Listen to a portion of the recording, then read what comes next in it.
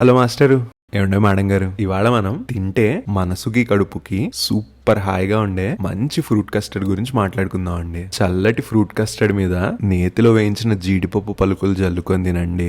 ఒక 2 గిన్నెల కస్టర్డ్ నైనా అవ్వలీలాగా తినేస్తారండి. 1 లీటర్ ఫుల్ ఫ్యాట్ పాలని అడుగు మందంగా ఉన్న గిన్నెలో పొంగు వచ్చేదాకా మరగబెట్టుకోండి. 1 లీటర్ పాలకి 65 గ్రాముల కస్టర్డ్ పౌడర్ ని మంచినీళ్లు పోసుకొని ఉండలు లేకుండా కలుపుకోండి. ఒక విస్కర్ తో పాలని కలుపుతూ కస్టర్డ్ పేస్ట్ ని పాలల్లోకి వేసేయండి. కస్టర్డ్ పేస్ట్ ని వేసినప్పుడు పాలను విస్కర్ తో కలుపుతూనే ఉండాలి, లేదంటే ఉండలు కట్టేస్తుంది, జాగ్రత్త. కస్టర్డ్ చిక్కబడ్డాక ఇందులోకి 1 కప్పు పంచదారను వేసుకోండి. పంచదార మొత్తం కస్టర్డ్ లో కలిసిపోయిన తర్వాత ఒక అరడబ్బా కండెన్స్డ్ మిల్క్ ని కస్టర్డ్ లోకి వేసేయండి. ఇదంతా పొయ్యి సన్నటి సెగ మీద ఉంచుకొనే చేసుకోవాలి, గుర్తుంచుకోండి. కస్టర్డ్ అడుగంటటం సహజం, అలా అని చెప్పి అదే పనిగా కింద నుండి గీకకండి. కస్టర్డ్ మీకు ఇష్టమైన కన్సిస్టెన్సీలోకి వచ్చిన తర్వాత పొయ్యి మీద నుండి దించేసుకోండి. చిక్కబడ్డ కస్టర్డ్ వేడన్నదే లేకుండా చల్లారాలి, గుర్తుంచుకోండి. చల్లారిన కస్టర్డ్ లోకి దానిమ్మ గింజలు, సొగానికి కోసి పెట్టుకున్న పచ్చ ద్రాక్ష, అస్సలు మర్చిపోకుండా అరటిపండు, ఆపిల్ కాయ ముక్కలు పంటి కింద తగులుతూ భలేగా ఉండడానికి టూటీ ఫ్రూటీ, అలాగే జీడిపప్పు పలుకుల్ని వేసుకొని మొత్తం కలిసేలాగా కలుపుకోండి. వేడి మీద